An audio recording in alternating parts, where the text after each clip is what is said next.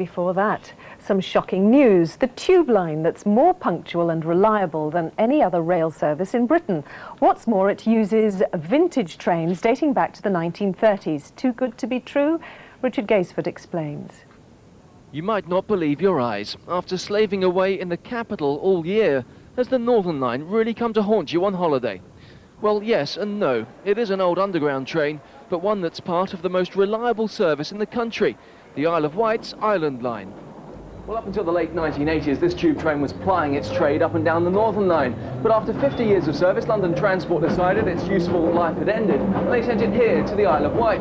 But don't go thinking it's had an easy retirement. No, since arriving, it's been travelling 30,000 miles a year. It takes a lot of hard work to keep the 6 veteran trains up and running. After all, they were built back in the 1930s. The railway company has just invested £1 million for refurbishment work, so they should be working well into the next millennium.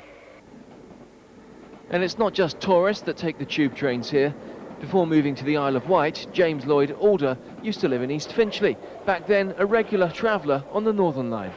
I must confess that when I first came to the island, I actually laughed because I was actually a resident in London. So to see an undercarriage train actually effectively being used as a mainland train was quite fascinating. I was quite pleased to see it. I suppose it basically reminded me of home. With only 8 miles of track, it's not difficult to see how the Island Line keeps its near-perfect record for punctuality, although it still uses an ancient signalling system that makes even the 60-year-old trains look positively new. These, though, will be the last on the island.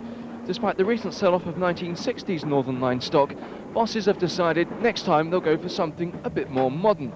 And when they do, this little piece of London will be sent to the scrap heap. On the Isle of Wight, this is Richard Gaisford for London Tonight. And we move on to the sport now with Angus. Thank you very much, Anna Maria. Sorry? What news? Oh, what news? Plenty of news. Here it comes. Arsenal Vice Chairman